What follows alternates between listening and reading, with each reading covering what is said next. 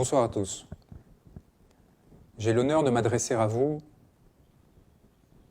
après un moment qui apparaît historique dans l'histoire du Sénégal et qui a amené un juge, seul, face à la toute-puissance de l'État et du gouvernement, à réinstaurer dans ses droits le principal opposant politique, Ousmane Sonko, et lui permettre de se réinscrire sur les listes électorales et ce faisant, de devenir candidat à la candidature pour l'élection présidentielle de février 2024. Il faut saluer le courage de cet homme face aux provocations, aux mesures d'intimidation mises en œuvre par le représentant de l'État sénégalais au sein du tribunal de Ziguinchor, qui dans son désespoir est allé jusqu'à couper l'électricité pour l'empêcher de rendre sa décision, finalement lue à la lampe torche, après que d'innombrables incidents aient été provoqués par l'agent judiciaire de l'État. Cet homme donc a tenu bon.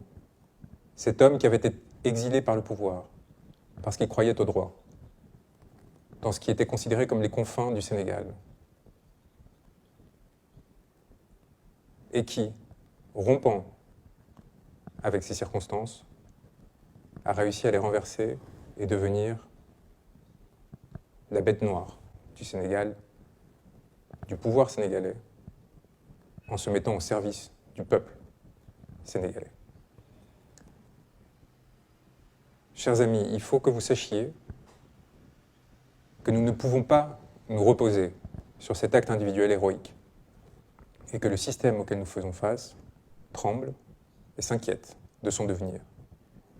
Il se trouve en effet à une échéance, à une seule échéance de sa fin. Cette échéance, c'est la décision que la Cour suprême prendra dans le but, ou non, de confirmer cette décision et de permettre à Ousmane Sonko de se présenter aux élections.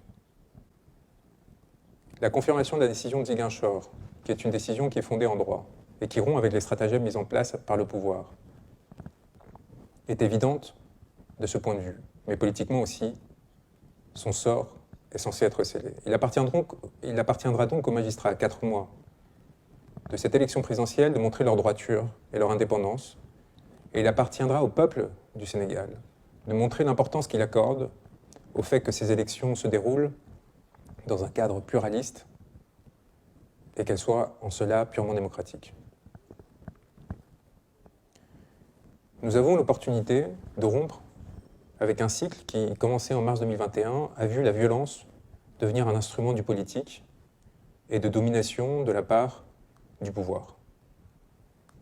Nous avons l'opportunité de mettre fin à ces cercles d'impunité qui ont fait du Sénégal un pays autrefois respecté pour la grandeur de ses principes et de son état de droit, l'une des principales sources de critiques par les organisations internationales. Nous avons surtout l'opportunité de rendre au peuple sénégalais sa souveraineté, à un moment où une grande partie de sa population part en exil et se confronte à la mort en prenant des pirogues pour fuir la misère. Dans ces circonstances-là, le choix appartient à l'État sénégalais, qui peut renoncer au pourvoi qu'il a annoncé, qui peut accepter l'application du droit, la restauration de l'état de droit, et laisser M. Ousmane Sonko se présenter librement. Il peut prendre le chemin de la réconciliation. Il peut prendre le chemin du pardon et de l'acceptation d'une évidence, la nécessité de se défaire du pouvoir, d'accepter la souveraineté du peuple sénégalais, son application et son expression. Mes confrères ont été extraordinairement courageux. Ils ont été aussi extraordinairement talentueux. Leurs plaidoiries, vouées à faire l'histoire, doivent nous marquer avec d'autant plus d'importance qu'elles ont été faites dans des conditions inacceptables. La censure systématique que le bâtonnier du Sénégal impose à mes confrères lorsqu'ils souhaitent organiser des conférences de presse pour défendre les intérêts de mon client ne peut pas être acceptée. les entraves, que ce soit par des poursuites disciplinaires, voire des poursuites pénales, qui m'ont soit touché mon confrère Babacar Ndiaye, qui ont amené à mettre en détention des personnes qui avaient eu pour seul tort, de me rencontrer alors que j'étais venu défendre un homme, Ousmane Sonko, qui était privé de sa liberté, sont inacceptables. Une grande partie du Sénégal souhaite aujourd'hui tourner la page de ces heures sombres et souhaite le faire dans la paix et la concorde. Il doit lui être laissé le choix d'avancer dans ce chemin sans que la violence ou que l'instrumentalisation du droit n'interviennent à nouveau. Le gouvernement est aujourd'hui face à un dilemme. Poursuivre dans une voie sans issue délétère ou cesser ces ruptures avec son propre ordre constitutionnel qui ont amené au chaos, à la sauvagerie et à la mort. Nous avons, vous le savez, entamé des poursuites, non seulement à la Cour pénale internationale, mais en France. Le sort de celle-ci et de cette élection déterminera la possibilité pour de nombreux Sénégalais qui se sont compromis avec les pouvoirs actuels de pouvoir continuer à se déplacer en dehors de ce territoire et tout simplement de continuer à exercer en liberté. Nous appelons donc le gouvernement sénégalais à la responsabilité, non seulement pour le peuple sénégalais, mais aussi pour tous ceux qui se sont compromis dans cette période et qui risquent de lourdes conséquences si la situation se prolonge.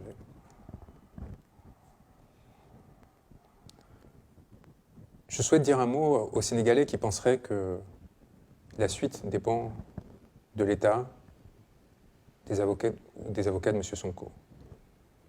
Ce qui s'est passé à Ziguinchor n'a été permis que grâce à une mobilisation populaire massive et par la démonstration renouvelée que le peuple n'acceptera pas de se laisser piétiner, que le peuple n'acceptera pas que ces élections aient lieu sans la participation de M. Sonko, et que le peuple sera prêt à tirer toutes les conséquences d'une violation de ses droits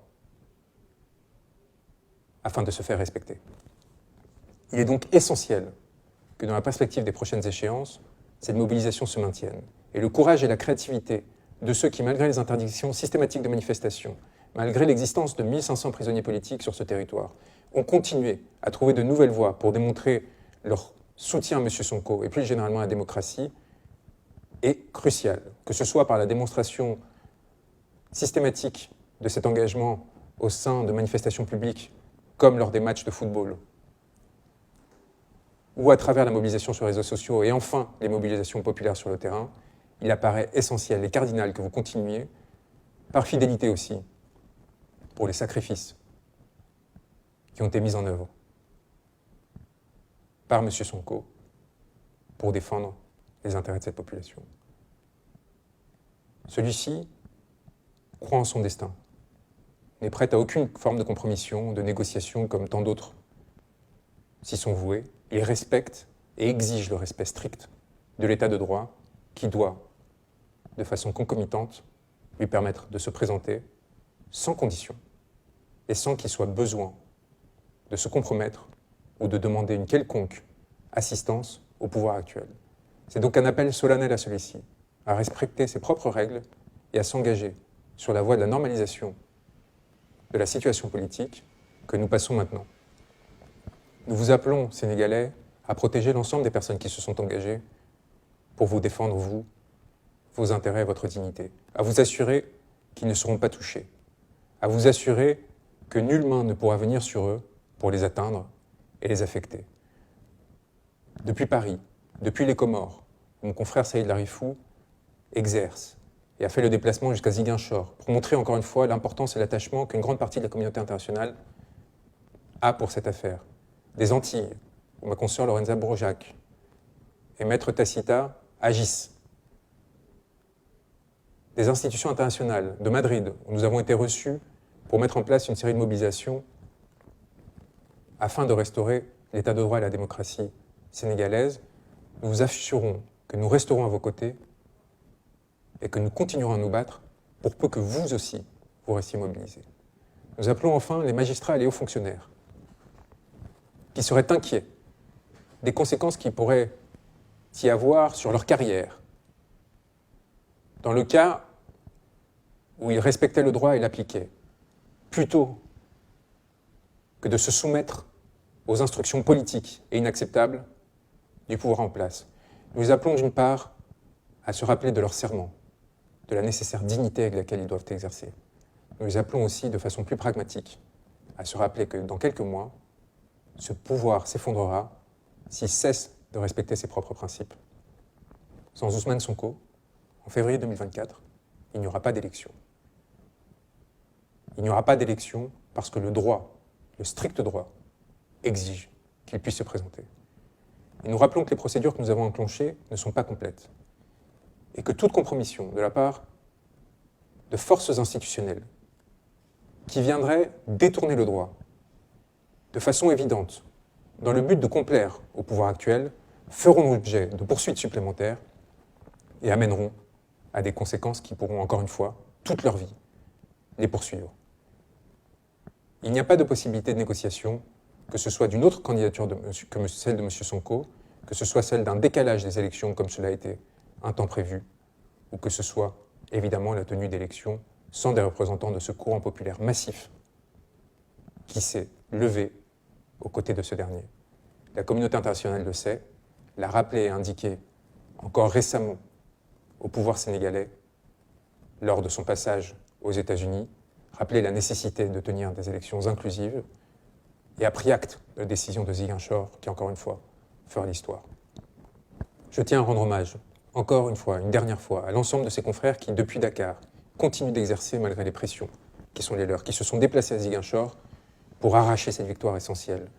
Nous sommes fiers de porter la même robe qu'eux, nous sommes fiers d'agir à leur côté, nous sommes fiers de continuer à marcher aux côtés de vous, peuple sénégalais. Je vous remercie pour votre engagement, je vous dis que cette victoire est vôtre et qu'il faudra maintenant la confirmer, que ce sera une affaire de quelques jours, que nous irons demander dès obtention de la décision les formulaires de parrainage au sein de la Direction générale des élections et que nous continuerons à nous battre en mettant en place l'ensemble des procédures judiciaires, mais aussi politiques nécessaires aux fins du respect du droit de M. Sonko. De pensées extraordinaires vous sont adressées et un rappel tout aussi important, l'exemple que vous nous avez donné à partir du mois de mars 2021, à nous tous qui sur le reste de la planète cherchons à notre mesure à lutter pour la dignité humaine et pour la possibilité pour les peuples de respecter et de faire respecter leur souveraineté, est une leçon qui ne sera pas oubliée. Vous êtes à quelques pas de la victoire, d'une victoire qui démontrera qu'à travers le droit, qu'à travers la paix, il est possible de changer le destin de millions d'êtres humains. Nous vous engageons à ne rien lâcher.